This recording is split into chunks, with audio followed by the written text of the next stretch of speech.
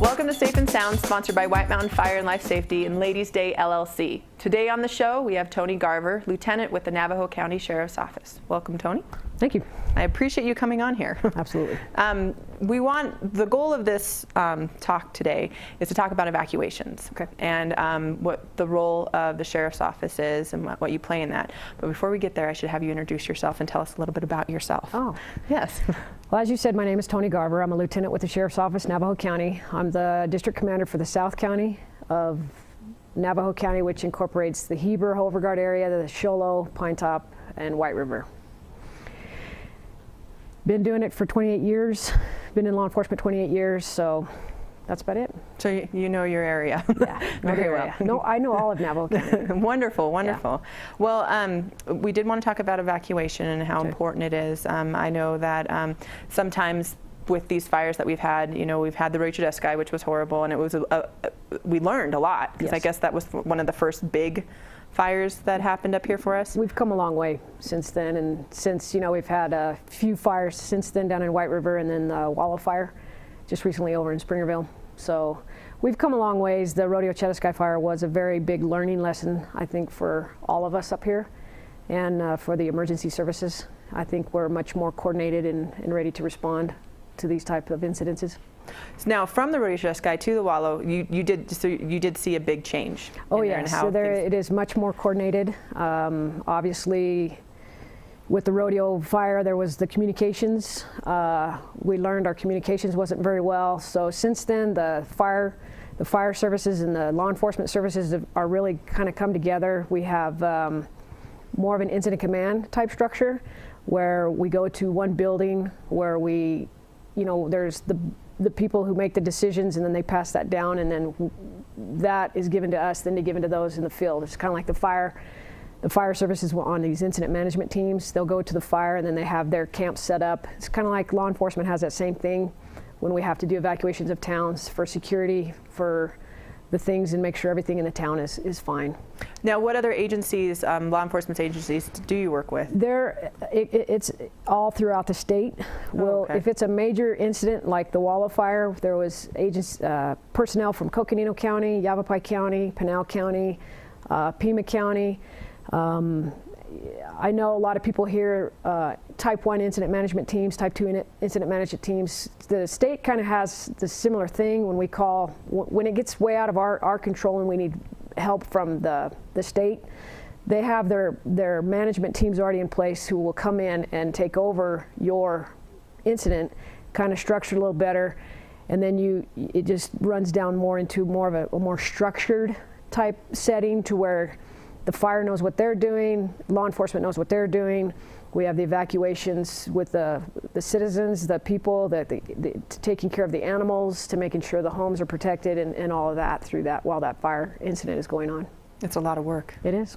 Jeez. It's 24 hours. I've always seen it from the fire department side and the wildland side. I've never got to see it from the evacuation side, because you said it's two different agencies working together doing two different things. The fire side is quite impressive. I've seen that, and the law enforcement side, when we do our incident command, it's quite impressive as well. It's interesting to see how many people you can have come through your staging areas, and you have your briefings and your meetings, and then you set them out to do their 12-hour shifts. And it's quite interesting. It's fun to deal. And they're on 24/7.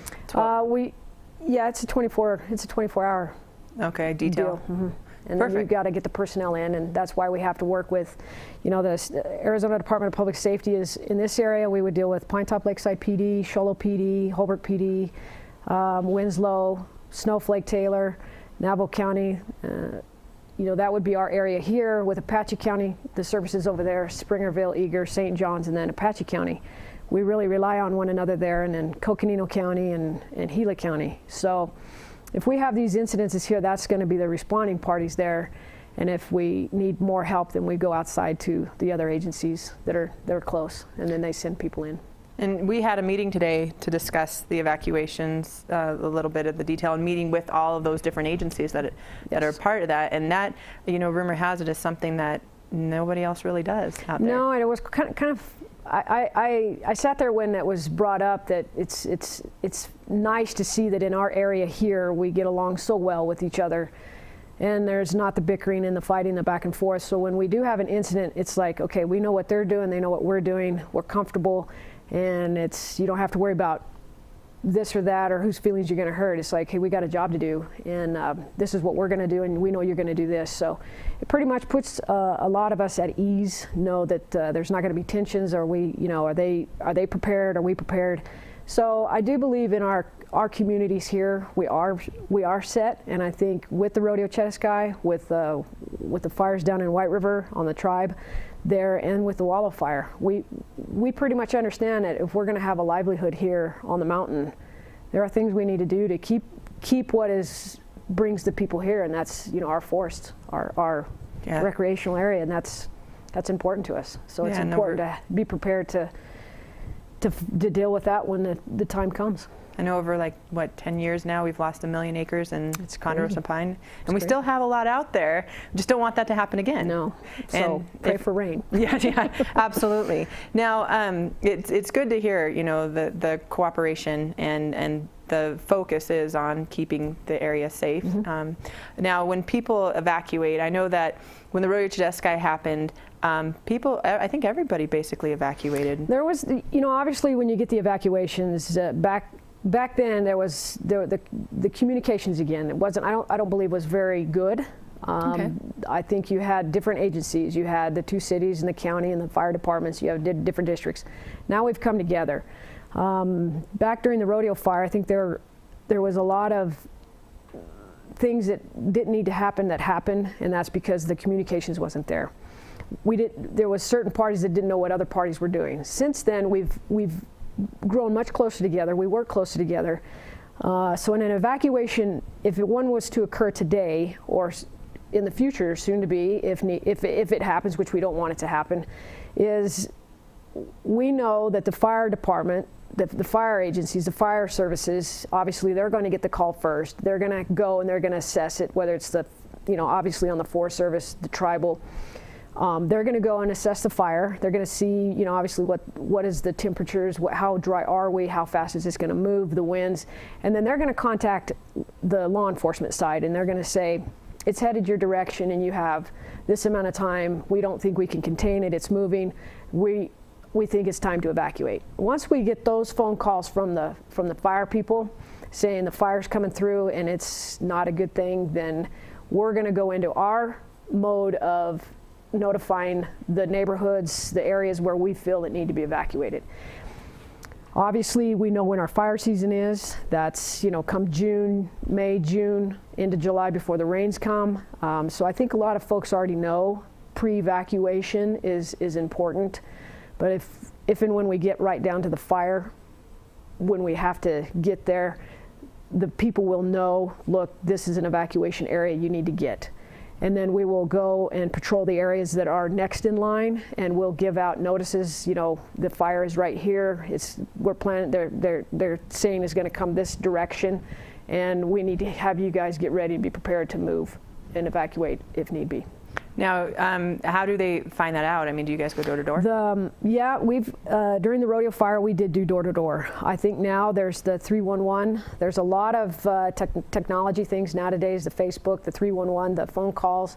I do believe we've talked about the reverse 911s. Unfortunately, with the cell phones, that's kind of hard to do nowadays. But if a fire starts real close to one of the areas, around Pinetop, Lakeside, Show Low, Heber Overguard, Linden, those areas, we're going to get our people in there as fast as possible and as much as we can to go door to door and saying, you need to go. This is, we need to get you out.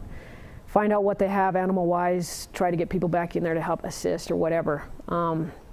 It kind of differs between if it's happening right now and we got to evacuate, or we know it's coming, then we go into that pre-evacuation mode where we will put it on the radio, the news, you know, we'll go door to door. Our phone lines will, you know, they could call either the sheriff's office, the police departments, the fire departments, the Forest Service, the EOC, our EOC people. So if we have time to do a pre-evacuation, then the folks will know, either however they get their media, however they would get it, the information. Would you tell people if there is a pre-evacuation, it might not be a bad idea if you can just to leave right then and there? Yes. You know, if it's inevitable, it's coming, then yes. During that pre-evacuation, we'd be like, look, it's coming, and if you can get out sooner, it's easier, it's better for you, and it's better for us. You're already gone. We'll take care of it. We'll have tags. The tags that for the we have green tags and orange tags. The green tags are I'm gone. This is what's here. If I have animals, you mark everything on this tag. Who can come to the house? Who do you want checking the house? You know, contact numbers, where you're going to be, how to let you know. There's the orange tag for those who refuse to leave, and for those who refuse to leave, obviously there's certain things you have to do if you refuse to leave. You by means you can't go drive around there. You are stuck at home. You're homebound. And if you're found outside of your property, what happens? That you subject to arrest and removal from the area. So without even returning to your home to get anything. That's correct. 911 services probably won't be in service. You have to know that the electrical, the utility services, if you have natural gas, electric, those will most likely be turned off during those type of events. So it's not like you'll be living at home with all your amenities. It's not, because they're going to shut things down to prevent further harm. And that brings up, you said with electrical off, I remember after, what was it, the Wallow Fire, people were upset because they lost their fridges, so they lost their food. And had they had known, they would have given it to the sheriffs, the police officers, and the firefighters. So that's something that we've learned from then, that, you know, these utilities aren't going to be on. That's correct. So take your food if you can. And I think everybody should be really aware as we come into our fire season. You know, this might happen, you know. We don't know when and where. I mean, we get electrical storms, you know, people driving down the road with chains dragging. We've had roadside fires between here and Heber, where I remember one day there was six spot fires. And just from a chain hitting the road. Yeah, just from a chain dragging along the road. So, I mean, I know we talk a lot about home safety, keep the brush away, make sure your houses are safe. I mean, it's from walking in the, you know, if you, as growing up here, you know, you could go and hit rocks together and they'd spark. I mean, there's a reason why they closed the forest down. There's all kinds of things that can start fires. I never knew welding things together, and you set that down, that could start a fire. That happened out there off of 277 on one of the ranches. A rancher was welding his fence. He stuck the piece of pipe that was welded on the ground that he had just done or whatever, and it started a fire. We barely got that out before it carried on. And so there are a lot of things when they say the closures, fire restrictions, and so forth. I mean, it's important that we all should follow that. And if you are traveling with a trailer, with a chain, I think that's important too. And by all means, don't be throwing your cigarettes out your window. How do you enforce those? I mean, if somebody calls you and says, oh, you know, we're in, let's see, stage 1 fire restrictions. I have somebody outside who's burning his weeds with a propane torch. Well, we would, obviously we would go to that, and we would, you know, assess the situation. Was he got, you know, things there? We'd contact the fire department or whatever. We definitely, it's like, you can't do this. You know, are you aware we're in stage 1 fire restrictions? Are you aware of any of these things? You can't have these things out. You shouldn't be doing them. You know, we're not there to just, you know, arrest people and take them to jail. It's an education, and it's a lasting education. And if those who don't understand it and we have to be a little more forceful, then we'll do that, whether it's a citation or a physical arrest. But we really haven't had those issues. I can say people are just not really aware of it or however, and so we try to educate before we do a lot of enforcement, and that's our big thing. Yeah, because education goes a lot further. Definitely. So. Well, With the evacuation, have you ever had somebody who refused to evacuate? I mean, what would you tell them? If you refuse to evacuate, you'll be told, obviously, if you need help or assistance, 911, you're not going to get it, most likely. We might come and check when we have the opportunity to check, but our services are needed elsewhere. So it's important that if you're asked to evacuate, we ask you to evacuate. It's for your own safety. It's for their safety. It's for pretty much the safety of everybody. I mean, everybody wants to go. Everybody wants to be cooperative. And we know that some folks don't want to leave and can't leave. But in those situations, you have to stay home. And hopefully you have all the amenities you need to stay out that length of the evacuations. I'm not sure how long the wall of fire was, maybe a week, maybe. I know. It's not like you're going to get to go to Safeway and get some food. Because everybody's gone. The stores are closed, the gas stations are closed. It's shut down, and that was what was so eerie about the Rodeo Chediskai, because we were allowed to stay here because we had to work it, but to drive through town. I mean, anybody you asked who worked that incident would tell you the day after the town's evacuated, it was really eerie. It was like a Twilight Zone? Yeah, it was real weird. But it was good. Yeah. Because I heard what I heard is that people were impressed at how quickly people left, because I think it was a scare factor. The folks that lived in the community during that time that evacuated, I was highly impressed with. I was here, I worked it. They were so orderly that they moved. There was hardly any problems with the movement of vehicles. They knew what they needed to do. They got on the road, they were patient, and it was an impressive sight to watch the citizens, the community people leave their home and wonder if they were ever going to come back to it.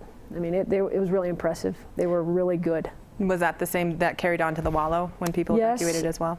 I was more of the inside incident command at that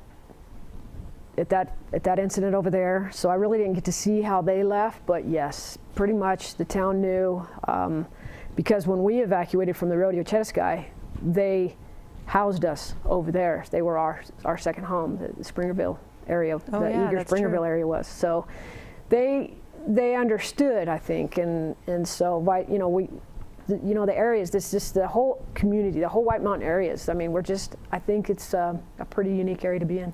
Now, if people, you said pre-evacuation, but prepare to evacuate, even they could start by now, doing so now, getting certain things together like photos and extra medication that's important for traveling. Yes.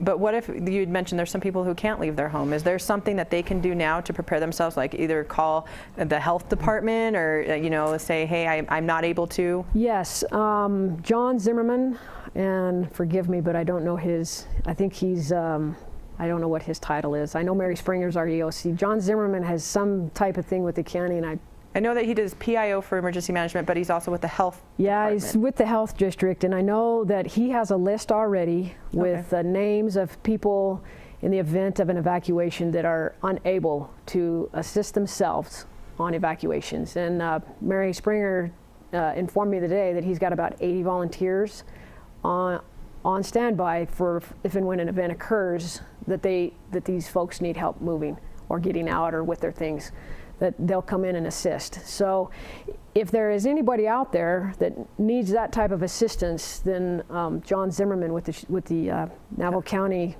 Health Department would be a great place to start with that. We'll put his number on after this so people can get to not his personal number. Yeah, his office. And then what other amenities are there? I mean, if somebody gets displaced from their home and they have no place to go, what's out there for them? I mean, they might have a vehicle, they can go somewhere, but where do they go? We would tell them, I would imagine by that time we would have a place set up. Like if we were to have another event here, obviously the surrounding communities. Some went to Snowflake. I'm sure we'll have some site set up where people can go. For instance, the Dome in Springerville. I know that some people even opened up their homes. Yes, we've had that. Especially to animals and horse property and letting people know. And I will say this, Allison, is if in an event you are evacuated from a fire, and let's say this is the big problem is when you go away from the fire, the smoke. So if you do have respiratory problems or the breathing issues, you might not want to go to Springerville. Yeah. Because the smoke will then go there. Snowflake, Holbrook. Well, I remember Snowflake with the Rodeo Chudeskai. It was like a volcano had erupted. We woke up with ash, and I woke up not being able to breathe. Yeah, I think there was a lot of issues in those, and I think a lot of people don't see that. They're just, I'm away from the fire, I'm okay, but you got to make sure where you're going to, you can actually be there and breathe. Yeah. But I think with, like you say, the rodeo fire, we've learned a lot. Our EOC, our emergency operations centers, we're ready. And well, the 311, that's the new information thing there. There's information there. If anybody has any questions or whatever, they could give us a call. And, we could definitely try to help them there. So. And they can call 311 from any phone. Right. Is there a website too? Yeah, I think it's 311info.org or .net. Thank you. And which is great, and that keeps updated. I mean, especially with like red flag conditions. And I know that you're not a firefighter, but could you help touch on red flag at all so people understand? Wow. I know. Let me put you on there. I carry a gun, not a hose.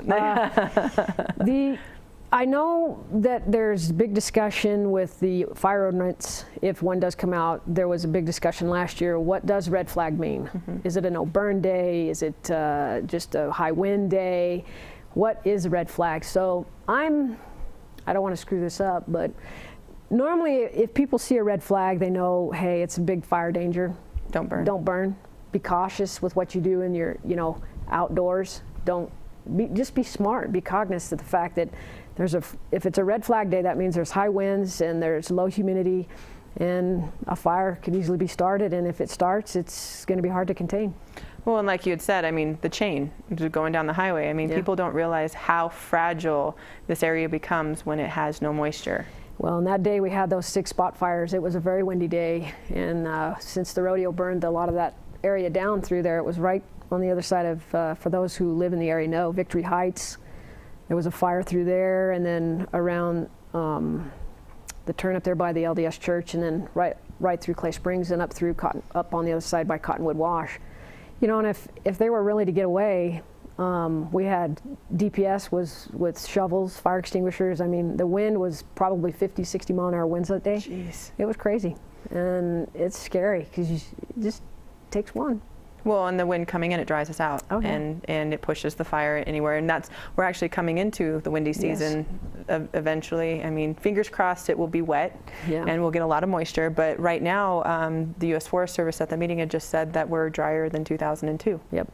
And that's with lack of snow, mountain snow and the runoff, which makes it a chain on a vehicle very dangerous. Mm-hmm. Somebody smoking, very dangerous. And people think, oh no, it could never happen. But when it does, I mean, if somebody causes a fire, they're in big trouble. It's unfortunately for the individuals for the Wallow fire, I do feel for those folks when they left their camp and then they came back and they lost their animals, they lost their car, they lost their things, and not to mention that they see this raging fire ripping through an area that they love to visit.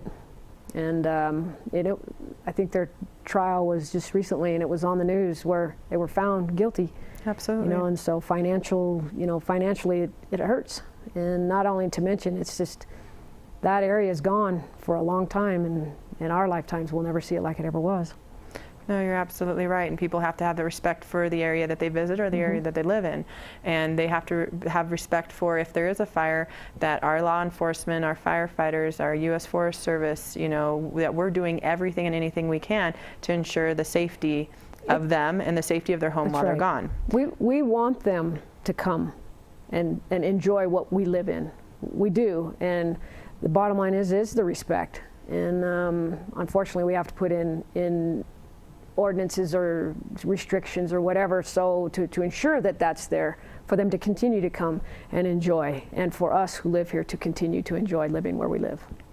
I wanted to touch on the orange tag and green tag real quick, just to let people know that that is a way for us to monitor their homes as well. You know, if somebody has an orange tag on their house and we don't see somebody at the house, we know there should be somebody there. Right. I know that the Sheriff's Office, police departments, other agencies that are up here, you're monitoring everybody's homes. You're looking That is for correct. that. And if somebody comes and stays in their house and their neighbor says, oh, you could take care of my house, they can't do that. No, if you are a refusal evacuee, you really have to understand that you can't say to law enforcement, regardless if it's Pinal County, Maricopa County, Tucson PD, Phoenix PD, or whoever's up here assisting, because when we evacuate a town or the towns or the unincorporated areas of Navajo County, we are going to have other people come in, because it is our job to secure those residences, to make sure they stay safe, that there is no looting, there is no thefts and stuff, and those left behind will be watched closely, and there is no roaming about freely. We will have, if there's animals at a residence, livestock, any type of that, we will have people come in and deal with those livestock. At these evacuation points, the homeowners with livestock animals can call and let us know that these animals are there. If they've, you know, if they don't feel comfortable, or they're worried or whatever, we do have folks that do come in and take care of that. Our livestock, the Arizona livestock, game and fish. I mean, we have our Humane Society, our animal controls. All of that is taken care of. So you can't come over and say, hey, my neighbor's going to take care of my dog, he's staying. No. When you refuse to go, you're pretty much home arrested.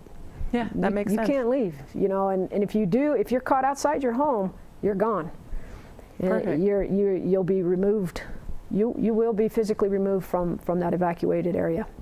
Well, Tony, thank you so much. This was some good information, and for you at home, any questions you might have, you can contact us at Navajo County. You can go to their 311info.net site, as well as you can call the health department if you need any help for family members that might not be able to get out of it themselves. So we'll see you next month, and have a good day.